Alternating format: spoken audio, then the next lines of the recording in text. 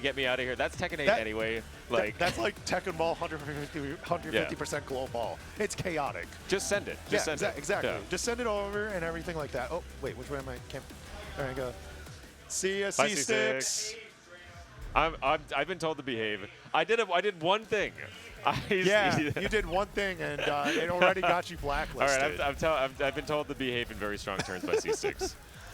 It's all right, but like, thank you, C6, another King player coming up from Connecticut, and part of the tri-state area. But you know, right now, we are going to get, we're going to go with regular King. So regular King versus Lily. Tomoriru. MTS is Tomoriru. Yay. Yay. Okay. Yeah, your player made finals. Yeah, my player made finals. Actually, a player made finals from my group. You got look at that. Yeah. I know who also is happy. Matt, who's in chat. Probably like, you know, in the middle of like baby throw up and stuff. He just had a kid. He just had a baby. So he has I was going to say it'd be weird if he didn't to be in the middle of baby throw up. Baby throw up, or you know, maybe like feel like he's held hostage because baby's sleeping. You know, stuff like that. Yeah. Can't really do anything like that. But Tomoriru is facing Orbital, and Orbital's getting his run back from winners finals. So yeah, long road to climb. Yeah. But Orbital was looking pretty clean in that last match. Maybe found some renewed confidence. You know, question mark. We'll see whether or not that's actually the case. We'll see how Tomoriru is going to be able to react. Gets that giant swing to get some more damage. Goes with the mid with the shot. Oh my God. And just kept going and getting the fortunate interactions there with that back kick to close it out. It was a read. It was totally a read. Yeah. We'll say it was a read. As we're moving on, we're going to just mess around on this yacht of that French spy, or French ninja. Yeah. Keep on going here. Oh, wow. Look at those delays. Like, Tomoriru just delayed a little bit, then used the power crush to get the damage in. Basically keeping not just Orbital, but myself off balance of his timings. Yeah, Orbital looks like they're not really sure about how to play the range correctly yet. There's a few of these break situations where they've just barely whiffed, and trying to get in without doing something committal. Tomoriru fantastic at playing defense here and just jab checking and pushing out any of the attempts to get in. Oh, Orbital's trying to get out of this with 5 seconds left. Oh my God. No. 2 seconds. If I've learned anything from watching all of these matches tonight, is that if you are going to try to get Tomoriru in the last few seconds, you got to rip the low. If you try to do the mid-extension of any string, he's just going to sit there and wait. You got to make it his problem. Well, right now, you know who has a problem at the wall is Orbital. Orbital gets giant swung. Oh, this is not good. This is going to be big damage. Yeah. Oh, no. No wall. It's the opposite direction, yeah. I thought it was in that right direction, but I guess not. No. All right. Well, it's not like I haven't been wrong before. It's all right. Oh, big clothesline. Who among us hasn't been? Oh, my God. Just wake back up into the DDT. Goes the alley kick and generic down 4. Well, it's actually a string, but Tomoriru taking a very quick first game. Kind of shades of the last one for Orbital, who was hemorrhaging matches until making it back in. And moonsaulting in the win pose, but we're running it back. We're going to Phoenix area. I think this is the first time we saw this stage, at least here in top 8. So this will be kind of cool. No, we did. We saw it in like really first rounds actually. I like this stage because there's very few wall hazards, and you only have that one floor blast in the second half. That intro is always so base boosted if you go to like a big event. Like with the Phoenix, like shooting and breaking 3 giant swings. Let's go. Are we gonna do the swings. counting thing? Yeah. Oh, okay, we broke one. Reset the count. Reset the count. Stop the count. Jab. And this time a grab in the other direction. Generic doesn't get broken. Duck underneath. This is something that Lily can do quite a lot, actually, is be able to avoid some of these high setups with high coverage options. And Orbital is kind of figuring that out a little bit. Wow, like, geez. All right, Orbital gets that first round, was able to keep on going here. Let's see if we keep up with this momentum. But as you can see, Tomoriru is being very patient right now in neutral. And just now kind of throwing small buttons. A lot of these little jab checky buttons right now just to keep Orbital at bay. And it's working as we're more than half life. Yeah, to your point earlier, you know, where did his life go? We didn't see a single launch until just now, and he's already almost on death's door. With the heat, take it to the wall. not quite there. And I think that's what some of these new players that play this game, where I came up in the old days, where it was good to jab and just keep going, keep poking, Right. and then life will go away if you're consistent. Because you know what also is plus frames? One, like standing one. Right, You know, right. stuff like that, and just use those little frames to catch, frustrate the opponent. And late Tomoriru grab. did that in that round, that last round, very well. And now, but now we're in round 3. As big miss, but no whiff punish. That just barely missed. That's a homing move. It was just very, very, very short range. And Tomoriru is trying to play a little shove and backdash game. That's what they used to do to me at the park as a kid. All right. And this isn't therapy. Nice, but good break. it's all right though. Oh, that hit.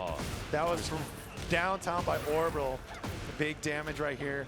No throw break, and that will through it. Orbital goes up around here. We're going to the second part of this stage where there's a floor hazard. Walls are reachable. Yes, although Very usually far. it's going to be after a combo. And Orbital trying to get another grab counter hit. Probably the only way that a generic is going to actually launch anybody in this top final. Oh man, nice little bread and butter combo by Tomoriru. Throw break by Orbital, but big counter hit launched by Orbital again. And now here we go. Is he going to use a spike? Shades of Brian, 3+4. Take a spike, maybe? No. Oh, this does go this through the one, floor, this one, yeah. But this super scaled, super distance, almost got to the wall. That third tailspin, actually, with the extreme distance. Follow-up has to be blocked, and the back turn grab is going to hurt a lot. That hurt a lot. And we'll just do curve stomp and go nut buster, and down one will close it out. You know, that ending might have looked really dumb with her just staying down the entire time, but in reality, Orbital made the best decision possible considering the King's Heat Smash was still on the table. Yeah. Because You know waking what? up into that was death. Yeah, and then he at least took it, but Tomoriru was still able to close it. Oh, we're doing Are we some going chain the throws. whole? Are we getting the whole thing?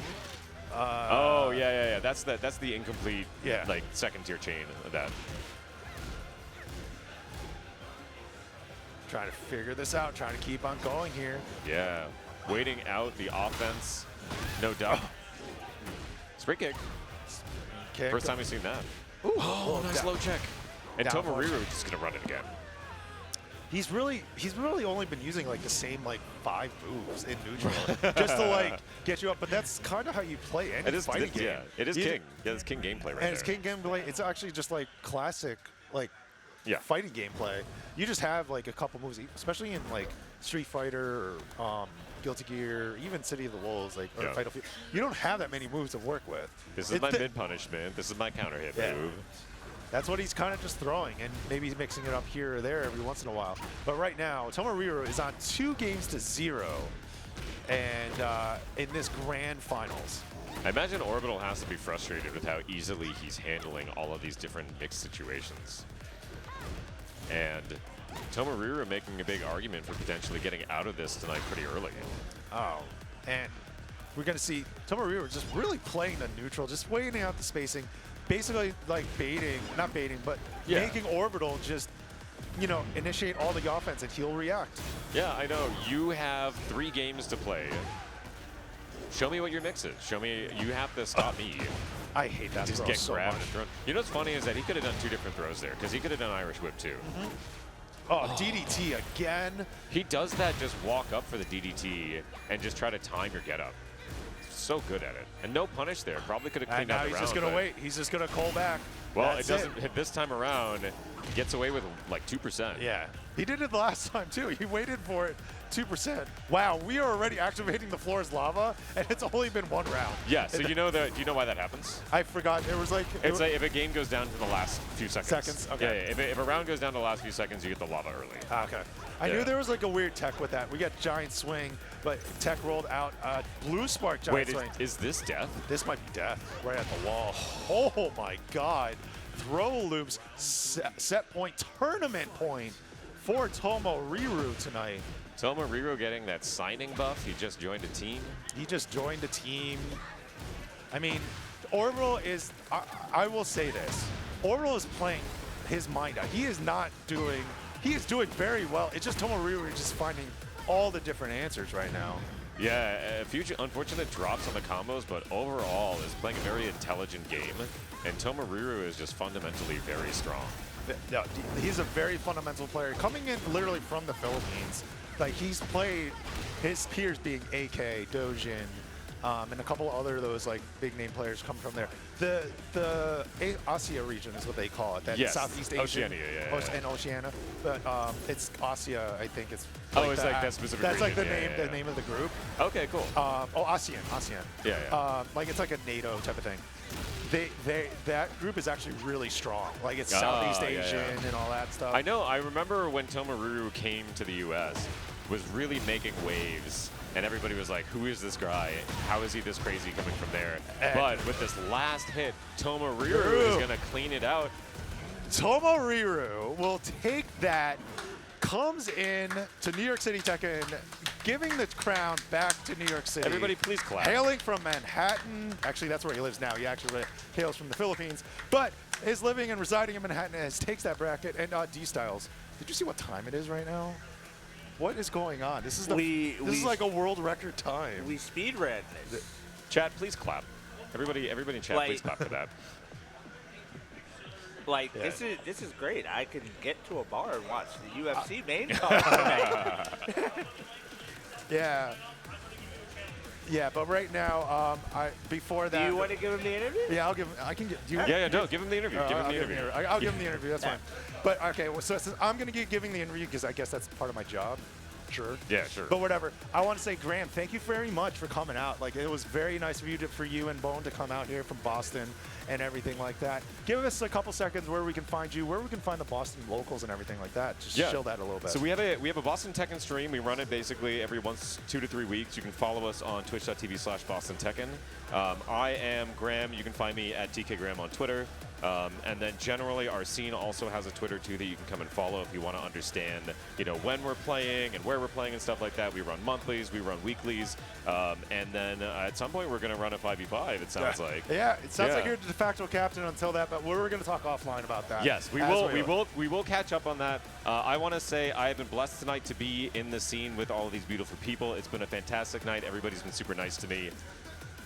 It's always nice to seeing you, Graham. It was great meeting you at Combo Breaker. You've been a great friend. And so we hope to see you again soon, okay? Yes, we'll have to make it happen again very soon. And let's let you talk to Tomoriru and catch up with him. I'll catch up with the new signing of my team. Or not my team, but Map's team. We'll kind of go about it here. That Tomoriru. I almost called you by your government name on stream. And they were like, why did you say what's his name? Because I almost said your real name as you were going through like these big king combos. So like, first off, I just want to say you get this sweet little patch to sort of like mark that you've won. So you can just put that right on your backpack to show that you won. But like, what was going through your mind? You were very relaxed out there. Was it just the vibe, or are you just seeing everything tonight, or what was going through your head? Generally, I try to play as calm as possible because there are a lot of stuff that you can't see when you're too hyped. So it's like, it may come back to bite you. Yeah. Especially, when your heart's pounding so much. It's like your hands start shaking, so your execution goes down. Very much so. And that was one of the things that what Graham and I were talking about earlier, is that you were showing some great patience. Just heard weird beeps. Sorry, my ADHD was acting up there. But you were exercising some great patience, where it was just, you were just waiting for your move, especially in some of the games of Orbital just now in Grand Finals. You were literally just waiting for him. You knew you had games to play and everything. And was that pretty much your general strategy going through? You were kind of playing more of a, I don't want to say a turtle king, but like somewhat of a more conservative king, and then just waiting for your openings, right? Is that about right? I would say it depends on who I face, because sometimes there are people that, they want me to open them up, but Orbital's the kind of player that doesn't really want you to like get started. Yeah. Because like if you don't play patient, you're gonna suffer for it. And a good example of that was when I was doing wall running threes. He was trying to step everything. So if I did a grab after that, I would have lost. Yeah. And I would say just for sheer funsies and everything, outside of Orbital and outside of at least the top 4 of top 8, because he was the only person you faced in top 4, who was probably like the opponent that impressed you and that made it like kind of tough for you tonight? If you trash talk this is going to be really funny. No, honestly, I think each of them shown in their own way. Like, I had a really difficult time with Winnie, especially. Yeah, I was going to say, Winnie is a very high-level Hwoarang player here in New York City. He's very good. But like, what was some of the stuff that you were seeing in him and his play? Because he was doing some really well, but I just want to see what your analysis is from playing him. Well, I would say Winnie capitalizes so much on momentum that you got to steal it away from him. And that was very apparent in the first game we had. I had trouble, man. Like, I needed that reset between games to like compose myself. And it's no surprise because whenever we play in a casual setting, he always plays the same way, the same intensity. So seeing it here on the on a bigger stage is really good. Yeah, and well, as I'm gonna cap off this interview, yeah, it is a little biased, but he was just signed by MCS. So I want to also say, just personally from me, congratulations, thank you so much. We are very honored to have you on our team. So thank you for signing with us. And yeah, but with that being said, we are going to sign us out. Who are you rating, actually? We're going to be rating Juicy Game Night. Juicy Game Night. So we're going to be rating Juicy Game Night. So I will say my thanks to everybody. Thanks to Logrilla. Thanks to Floby and Bearmont for doing some commentary during pools. Thank you to Graham for joining me in top 8 as well. And as always, D-Style's working very hard over here in the 1s and 2s and the sliders. And everything like that. And of course, we have to say thank you to Mr. Papa Helst over there. He is he's kind of hungover, yes, but he's better now, so he's probably going to go back to the bar tonight. No, you're not? It's 9 o'clock. It's early. I would have a beer with you because it's that early. Well, we'll see right it is. But right now, we're going to be creating Juicy Game Night, so thank you to everybody here at NYC Tekken. Thank you, guys. Yeah, we're going to go in. Thank you guys for rating Juicy Game Night. See you next month at December 20th at number 67, New York City Tekken Monthly and Next Level.